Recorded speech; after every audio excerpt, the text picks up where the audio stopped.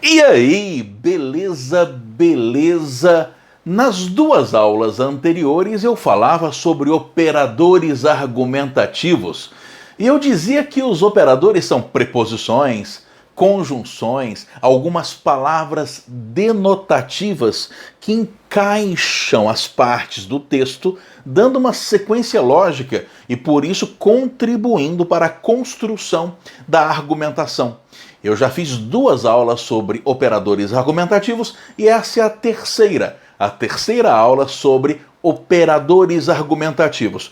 Preste atenção, daqui a pouco eu vou mostrar na tela para você algumas situações, alguns exercícios importantíssimos. Mas só para lembrar, uma dissertação Enem, por exemplo, isso aí. Uma dissertação Enem, por exemplo. Dissertação Enem possui em torno de 4 parágrafos. Eu vou colocar assim, ó. De 4 a 5 parágrafos. É uma dissertação Enem. Claro, é o normal. Normalmente um parágrafo de introdução, 2 de desenvolvimento e 1 de conclusão. Normalmente, vai. Não é obrigatório, mas é o padrão. Cada parágrafo dissertativo possui normalmente de 2 a 5 frases.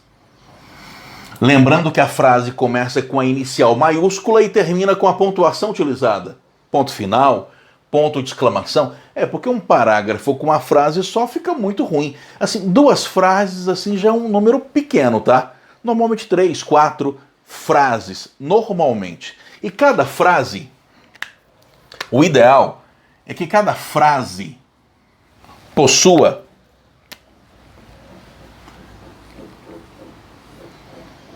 de 2 a 5 orações, entendendo que cada oração existe porque possui um verbo.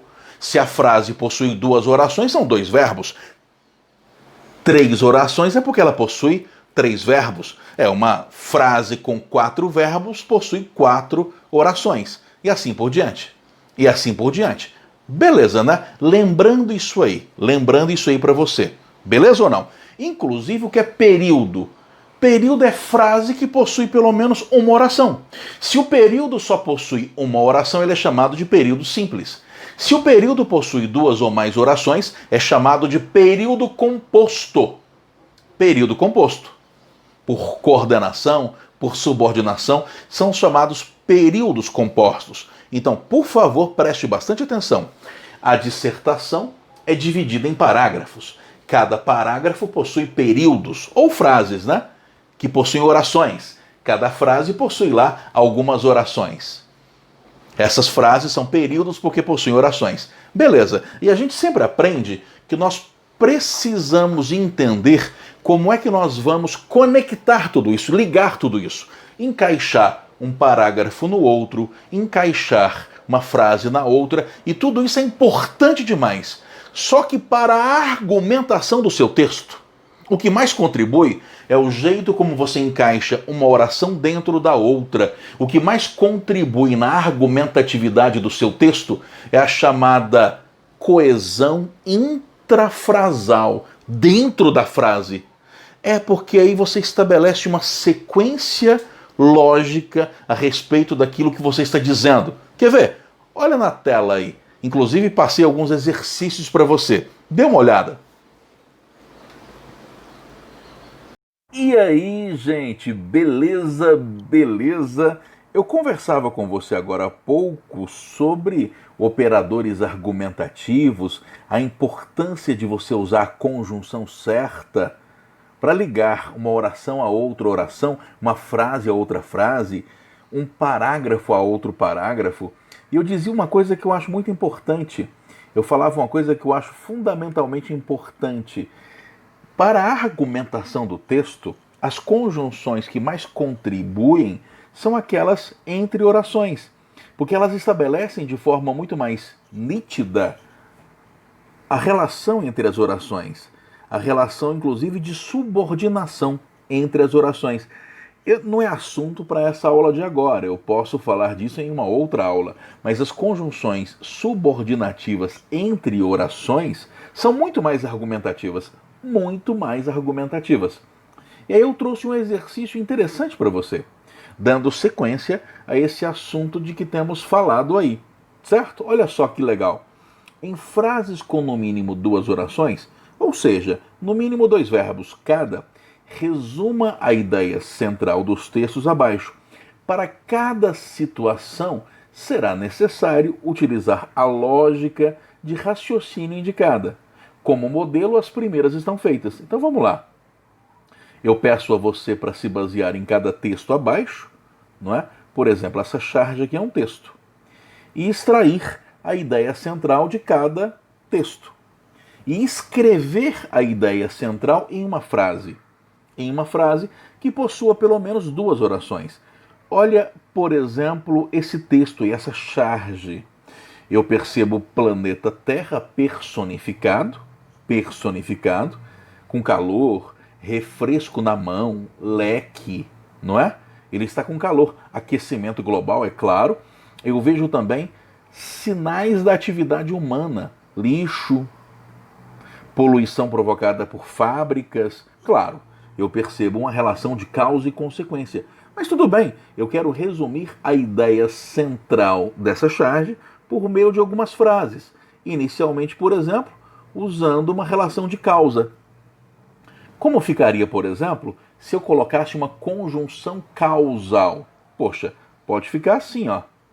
Como a atividade humana nos 2 últimos séculos tem sido irresponsável no uso dos recursos naturais, o meio ambiente sofre com desequilíbrios ecológicos e aquecimento global.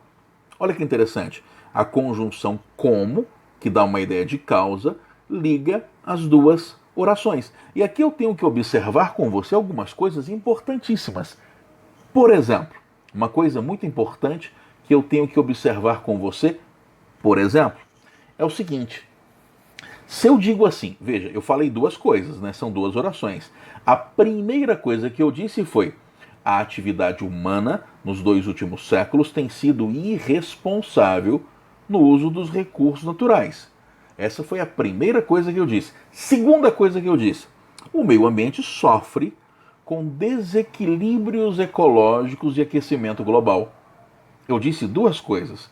Se eu simplesmente coloco assim na minha redação: a atividade humana nos 2 últimos séculos tem sido irresponsável no uso dos recursos naturais, ponto e vírgula, o meio ambiente sofre com desequilíbrios ecológicos e aquecimento global. O corretor vai falar que o meu texto está muito expositivo. Por que expositivo? Porque eu estou expondo essas afirmações sem estabelecer uma lógica entre elas. Se eu coloco uma conjunção de causa, eu estabeleço claramente uma relação causal. E essa relação causal torna o meu texto bastante argumentativo. Outra coisa, a conjunção está ligando uma oração a outra oração. Olha a primeira oração. A atividade humana nos 2 últimos séculos tem sido. Tem sido aí, são 2 verbos fazendo o papel de um só. Tem sido irresponsável no uso dos recursos naturais. Segunda oração. O meio ambiente sofre. Olha o outro verbo, com desequilíbrios ecológicos e aquecimento global. Pois bem, se a conjunção liga as duas orações, era de se imaginar, pelo senso comum, que ela tivesse que estar entre as duas orações. Mas não necessariamente, sabia? Ela pode aparecer no começo, assim, ó, do período da frase. É porque, nesse caso, a conjunção acaba ligando as duas orações por meio de uma lógica, por meio de uma determinada lógica. Ou seja, eu estabeleço entre as orações uma relação de causa. Eu estou priorizando a causa, enfatizando a causa. E o fato de haver uma hierarquia entre as orações estabelece um percurso argumentativo. Olha outro exemplo, um segundo exemplo. E se eu quisesse favorecer, enfatizar, não a causa, mas a consequência? Aí eu poderia usar conjunções do tipo tão que, tanto que. Olha como ficaria legal. A atividade humana nos 2 últimos séculos tem sido tão irresponsável no uso dos recursos naturais que o meio ambiente sofre com desequilíbrios ecológicos e aquecimento global. Olha que interessante.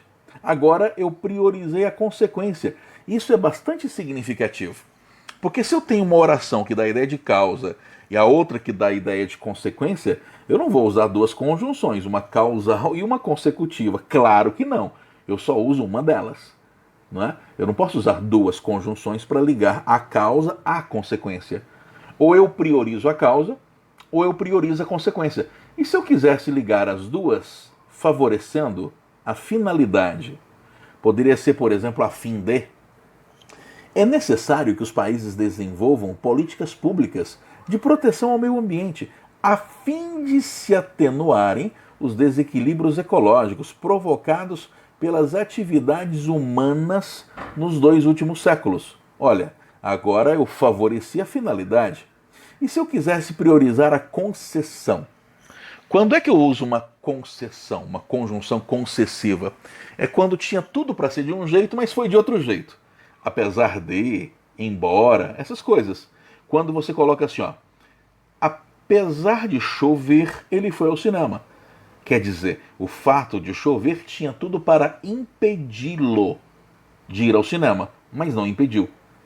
Apesar de o planeta hoje passar por diversos desequilíbrios ecológicos provocados pela ação humana, ainda não se vê em países como o Brasil grande número de autoridades que invistam em políticas públicas de proteção ao meio ambiente. Olha que legal, viu aí? Apesar de o planeta hoje, quer dizer, puxa, o fato de o planeta passar por diversos desequilíbrios ecológicos provocados pela ação humana era para que o Brasil já tivesse autoridades investindo, um grande número de autoridades investindo em políticas públicas de proteção ao meio ambiente, mas isso não acontece. E se eu quisesse favorecer a condição? A condição. Olha só que legal, ó. Caso no Brasil haja investimento em políticas públicas de proteção ao meio ambiente, será possível atenuar diversos desequilíbrios ecológicos enfrentados pelo planeta. Se eu for colocar condição, eu prefiro colocar caso. Por quê? O se é muito informal. Esse caso, inclusive, em dissertação Enem, fica muito legal no finalzinho, sendo a última frase da dissertação. Quando você fala e coloca assim, ó. Você escreve, fala e coloca assim, lá no seu texto. Caso, no finalzinho mesmo, na última frase, no finalzinho, caso essa intervenção seja implementada, será possível acreditar que o Brasil, puxa, fica muito legal.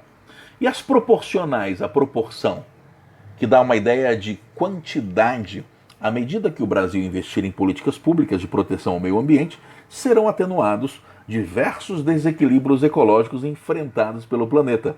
Olha, à medida que o Brasil investir, à medida que o investimento aumentar, não é? Os diversos desequilíbrios ecológicos vão diminuir.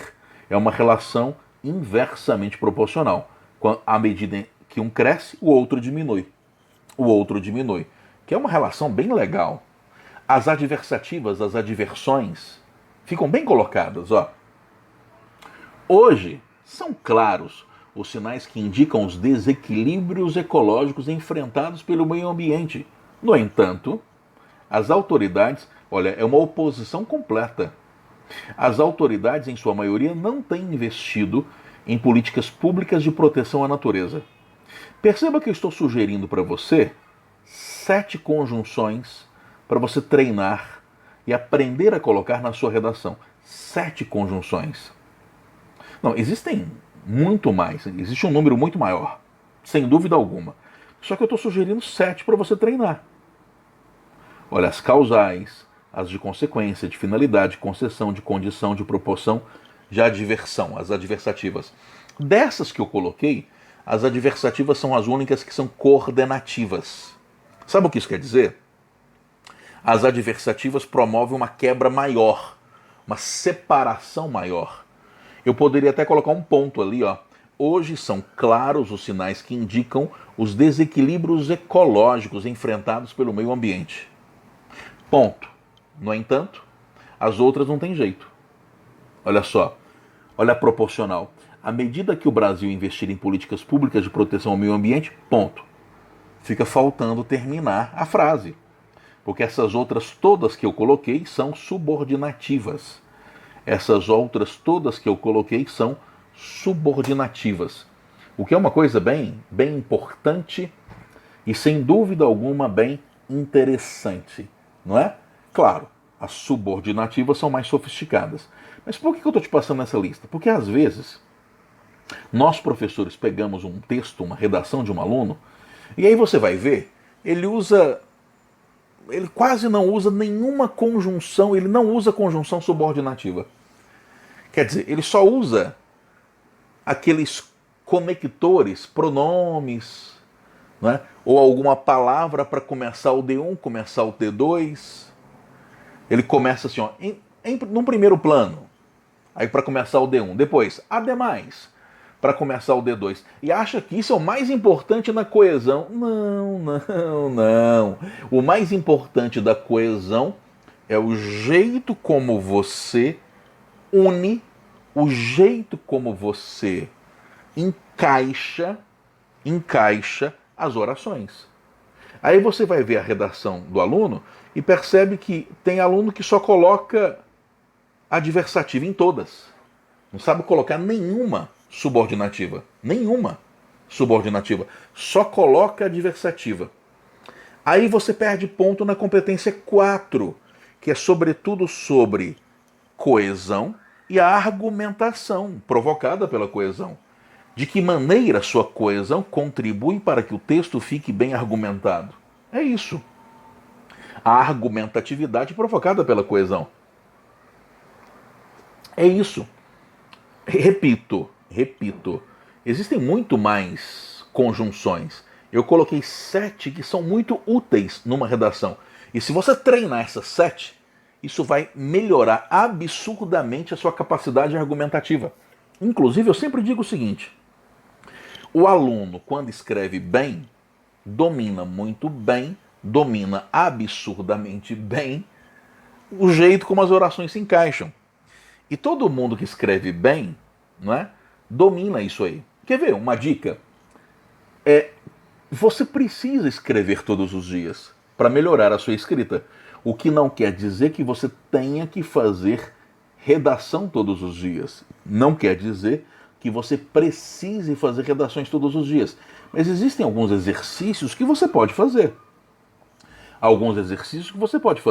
Por exemplo, pega essas 7 conjunções nos próximos 15 dias e pega uma charge, uma tira, pega qualquer texto aí do jornal e diga assim: eu vou extrair a ideia central desse texto e vou escrever 7 frases. Em uma delas usando a conjunção causal, na outra usando uma conjunção de consequência, uma consecutiva, na outra uma de finalidade, e por aí vai. E aí você faz 7 frases por dia. Ao longo de 2 semanas, você vai melhorar absurdamente a sua fluência, a sua facilidade para escrever.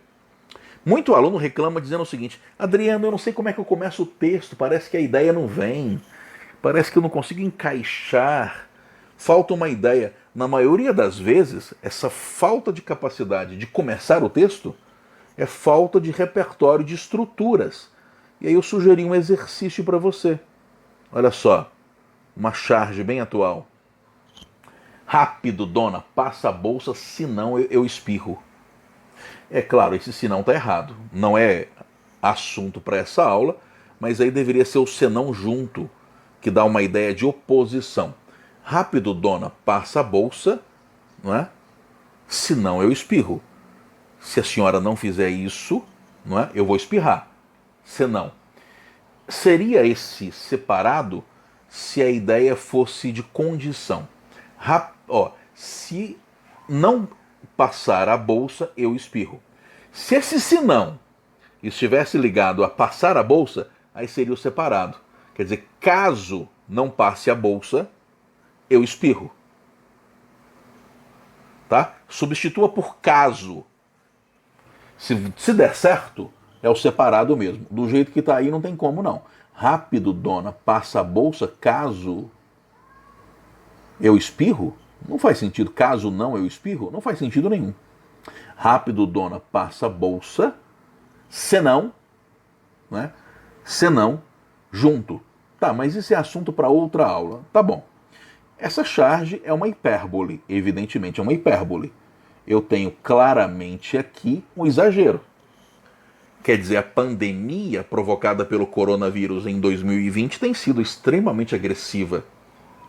Tem sido extremamente agressiva. Mas ao ponto de provocar, assalto, utilizando-se o espirro como ameaça, aí é exagero, né? É claro, essa charge trabalha com a hipérbole, com exagero. Mas olha o exercício que eu te passo, ó. Vamos escrever 7 frases. Olha que legal, não é? A primeira delas, usando a ideia de causa. Olha uma sugestão. Como em 2020 a pandemia provocada pelo coronavírus foi bastante agressiva, muitas pessoas estão criando medos irracionais. Consequência, a pandemia provocada pelo coronavírus em 2020 foi tão agressiva que muitas pessoas estão desenvolvendo pavores inexplicáveis. Finalidade: é preciso avaliar a pandemia provocada pelo coronavírus em 2020 com bastante racionalidade, a fim de que não se desenvolvam medos irracionais. Concessão: apesar de grave, a pandemia provocada pelo coronavírus em 2020, é preciso avaliar o cenário com bastante equilíbrio.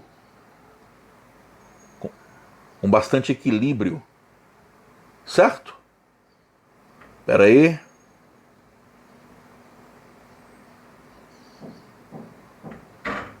Deu errado aqui, voltei. Pronto.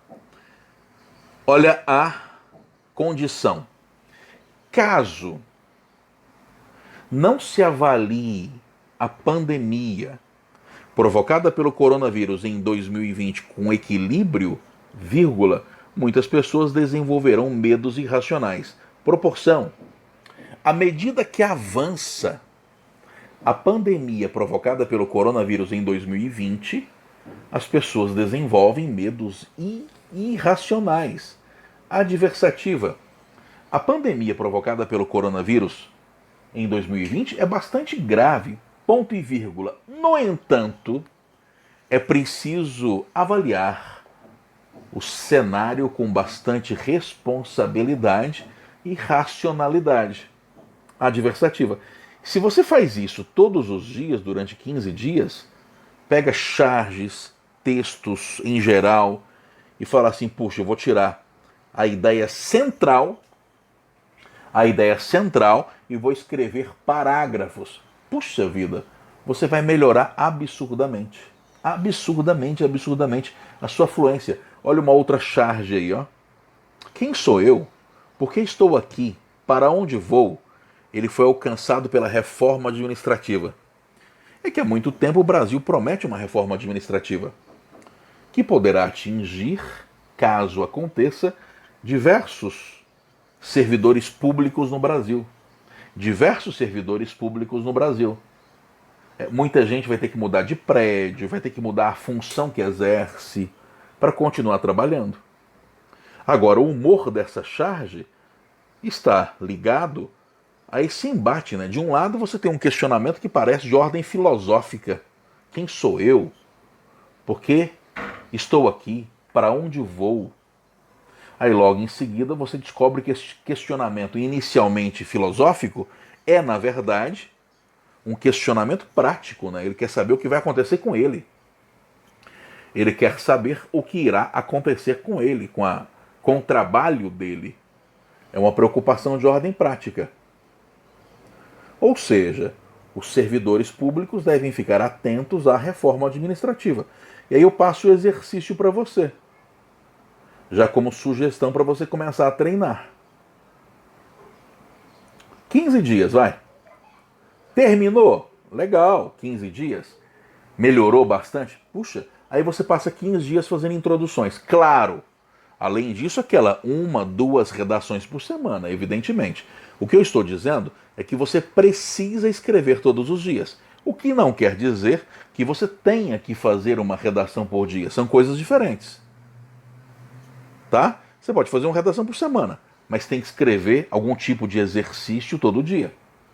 Mafalda, famosa Mafalda, do argentino Quino, falecido recentemente. Essa aí é famosa, né? A Mafalda avalia a febre, a temperatura do globo. O planeta está personificado, né, como se fosse uma pessoa. Olha o termômetro, as faixas, o remédio, o vidro de remédio. Né? Eu vejo um conta-gotas, parece que é um conta-gotas. A cara dela é muito interessante, né? Preocupada, olha os olhos, a boca, um pezinho em cima do outro.